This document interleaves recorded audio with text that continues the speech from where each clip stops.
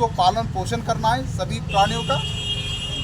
जब प्राणी के ऊपर दया पैदा करेंगे तभी हम किसी प्राणी की हत्या नहीं करेंगे, और प्राणी किसी की हत्या तभी हम लोग करते जब हमारे अंदर क्रोध पैदा होता है।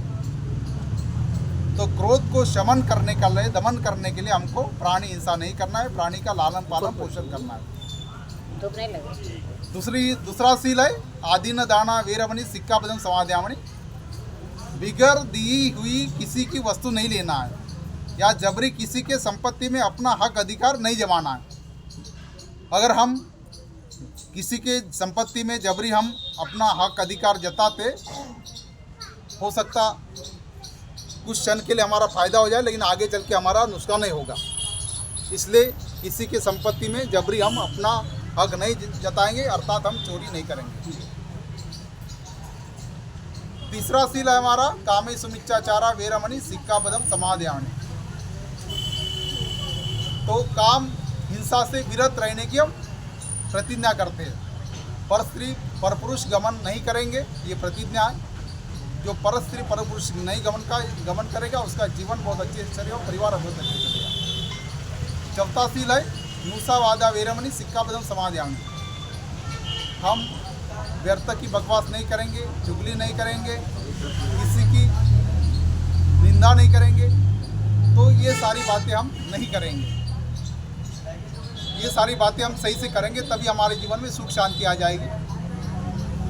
पांचवा सील है सुरा मेर मध्य पमाद ठाना वीरमणि काम सिक्कापदम समाध्यामणि। हम कच्ची पक्की शराब, गुटखा, तंबाकू, जो भी नशीली चीज़ें उसका सेवन नहीं करेंगे। ये 5 सील भगवान बुद्ध ने बताया है। तो ये 5 सील अपने जीवन में उतारेंगे तो उसका जीवन मंगलमय हो जाएगा। तो इस तरह से सील का बहुत बड़ा महत्व हमारे जीवन में। सील जो पालन करेगा उसका जीवन सुखमय, और उसके अगल बगल भी उसके ऊपर कोई ऐसी विपत्ति नहीं आएगी। तो ये सील अर्थ है। इसी से मैं अपने शब्दों को विराम देता हूँ। आपने मुझे जो समय दिया सभी का धन्यवाद, साधुवाद। बोलेंगे साधु साधु साधु साधुवाद। माननीय सुरेश लोखंडे जी,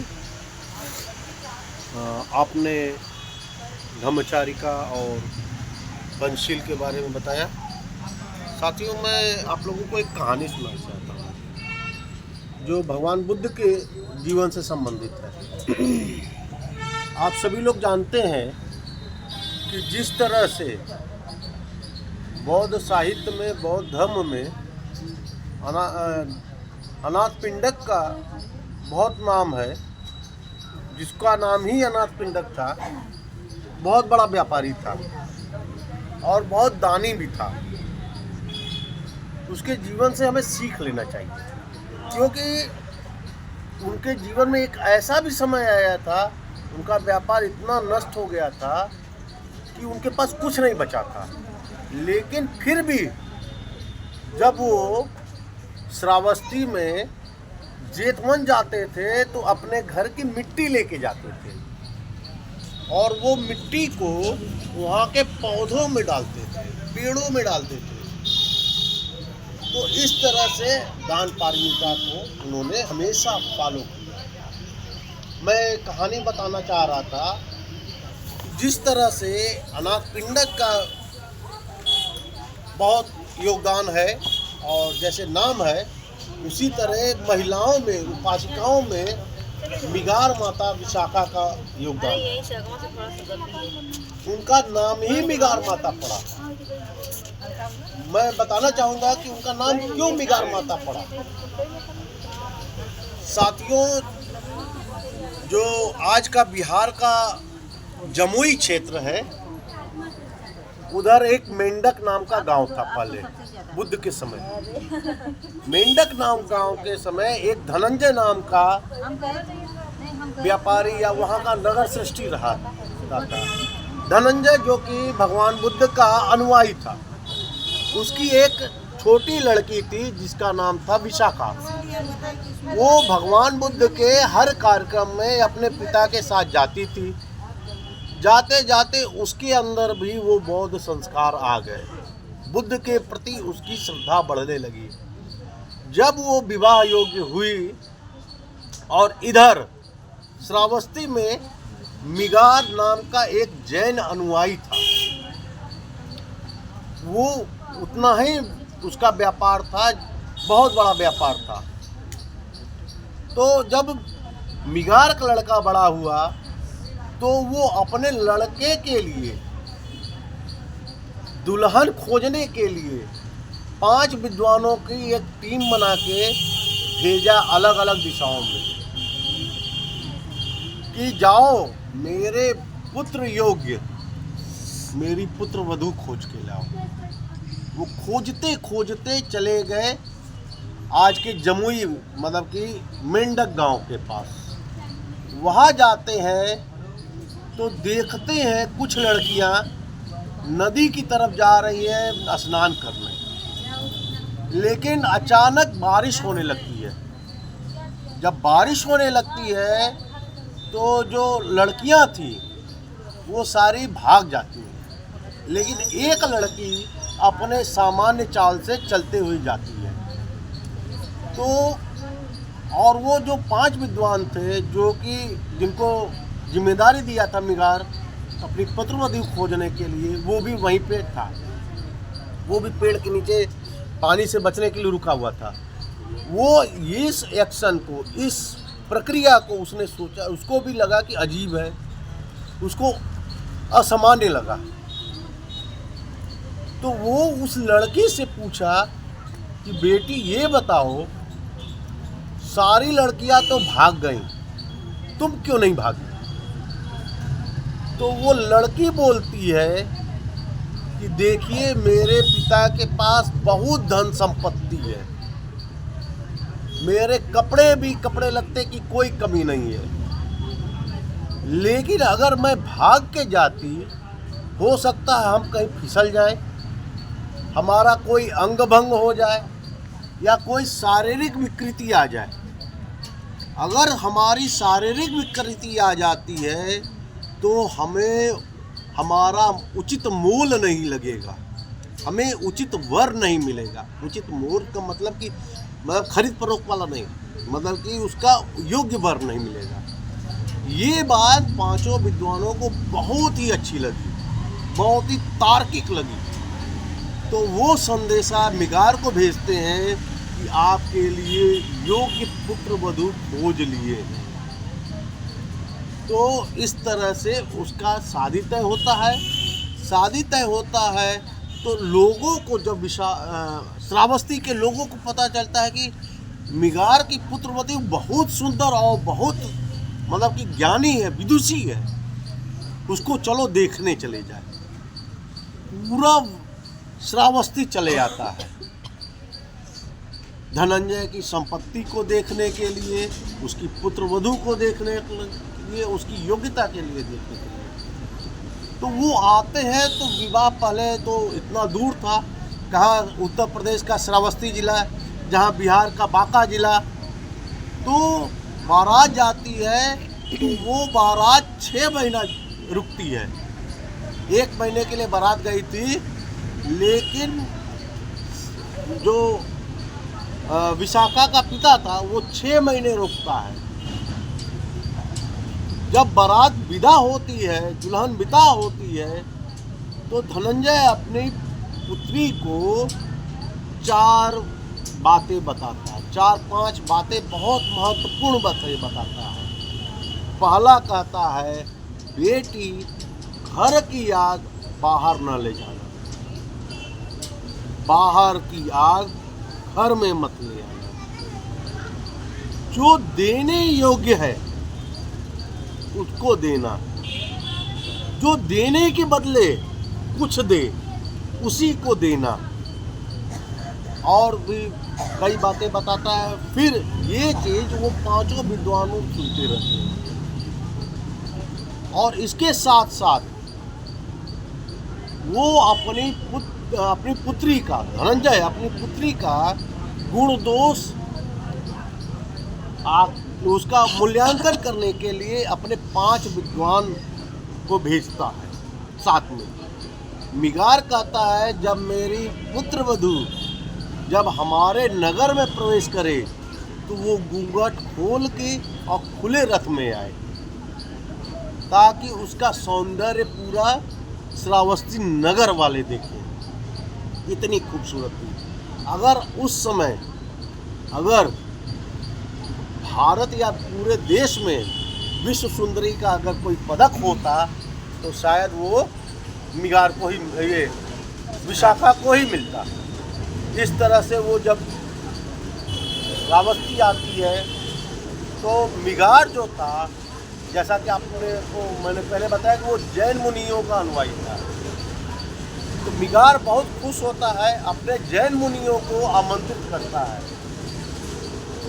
जैन मुनियों को जब आमंत्रित करता है तो भोजन वोजन करने के बाद जब देशना की समय आता है तो वो विशाखा को बुलाया जाता है, चलो तुम भी दर्शन कर लो हमारे जैन मुनियों का।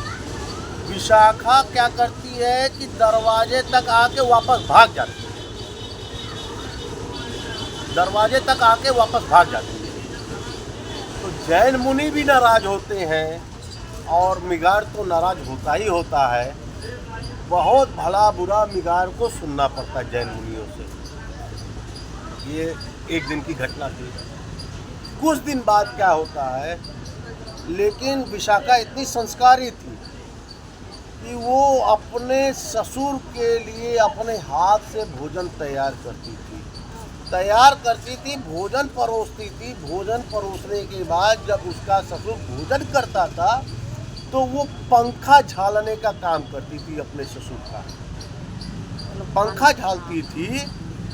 तो क्या है कि बौद्ध परंपरा में जब भिक्षुओं का भोजन दान का समय होता है तो वो आके भोजन मांगते नहीं हैं, दरवाजे पे खड़े हो जाते हैं चुपचाप।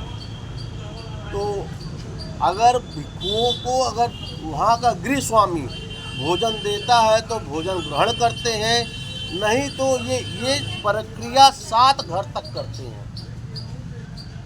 7 घर में अगर कुछ नहीं मिला तो वो वापस चले जाते हैं। जो बाकी भिक्षुओं को मिलता है उसी में से बांट के सब लोग खाते हैं। तो एक दिन हुआ, मिगार खाना खा रहा है, भिक्षु खड़े हैं, वो पूछ नहीं रही है।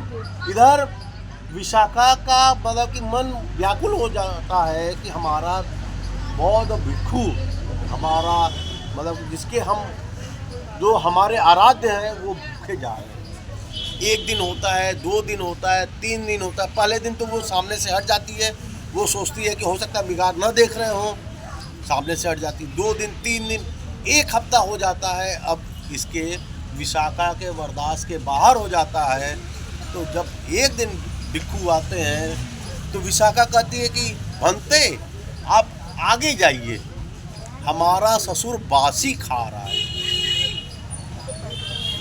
तो ये जब कान में मिगार के कान में पड़ता है कि हमारा ससुर बासी खा रहा है, आग बबूला हो जाता है। जिसकी क्षमता आधे नगर को खिलाने की हो, उसको कोई कहे कि बासी खा रहा है, कोई बर्दाश्त नहीं करेगा। और विशाखा भी नहीं बर्दाश्त की कि हमारा भिक्षु 1 हफ्ते से लगातार आ रहा है और उसको कुछ नहीं मिल रहा है। तो क्या हुआ, स्थिति ये हो गई, विशाखा कही कि अब हम इस घर में रहेंगे ही नहीं, किसी भी परिस्थिति में रहेंगे नहीं। और इधर मिगार भी गुस्से में कहता है कि हम इस लड़की को अब रखेंगे ही नहीं, चाहे कुछ हो जाए, संबंध विच्छेद। तो फिर मामला आ जाता है 5 विद्वानों के पास। जो धनंजय ने 5 विद्वानों को इसके विशाखा के गुण और दोष को वो परिभाषित करने के लिए भेजा था, उनके पास आता है। तो पेश किया जाता है विशाखा को भरी सभा में। 5 विद्वान रहते हैं और मिगार रहते हैं और उनके नौकर चाकर रहते हैं, आसपास के गांव के कुछ लोग रहते हैं। तो उससे पहला दोष लगाया जाता है। मिगार बोलता है, जब हमारे आराध्य जैन मुनि आए तो ये भाग गई, उनका अपमान किया। विशाखा से पूछा जाता है कि अब विशाखा तुमने ऐसा क्यों किया? कहा देखिए, हम लोग बौद्ध धम्म के उपासक हैं, हम लोग शील और सदाचार के उपासक हैं। और ये जो जैन मुनि हैं, श्वेतांबर हैं, दिगंबर हैं, आसमान को ही अपना सब कुछ मानते हैं, वो नंगे हैं। क्या बताइए, एक नई विवाहित लड़की को किसी नंगे पुरुष के सामने खड़ा होना क्या आपके लिए नैतिकता का कोई आधार है? सब लोगों ने उसकी कहे कि ये नहीं, ये तुम्हारी कोई गलती नहीं है, पहला दोष तो माफ। फिर क्या होता है कि अब दूसरा आरोप लगाता है कि देखिए हम आधे राज्य को खिला सकते हैं, फिर भी हमारी पतोह कह रही है कि हमारा ससुर बासी खा रहा है। पूछा गया क्यों तुमने ऐसा कहा? वो कही हाँ बिल्कुल कहे।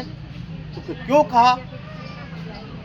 तो कहती है देखिए, ये जो हमारा ससुर आधा राज्य खिला सकता है, ये अपने दम पे नहीं, इनके बाप दादा पूर्वजों ने जो कमाया है वही इसको ये संवर्धित कर रहे हैं और ये उनके पुण्य का खा रहे हैं। ये कोई नया तो पुण्य कर नहीं रहे, किसी को बुला नहीं रहे, किसी को दान नहीं कर रहे, किसी को भोजन नहीं दे रहे, किसी को कुछ नहीं दे रहे। तो जो कुछ नहीं कर रहा है, जो अपने बाप दादा का खा रहा है, तो उसको क्या कहेंगे? बासी ही कहेंगे। तो इस तरह से विशाखा दोष मुक्त होती है।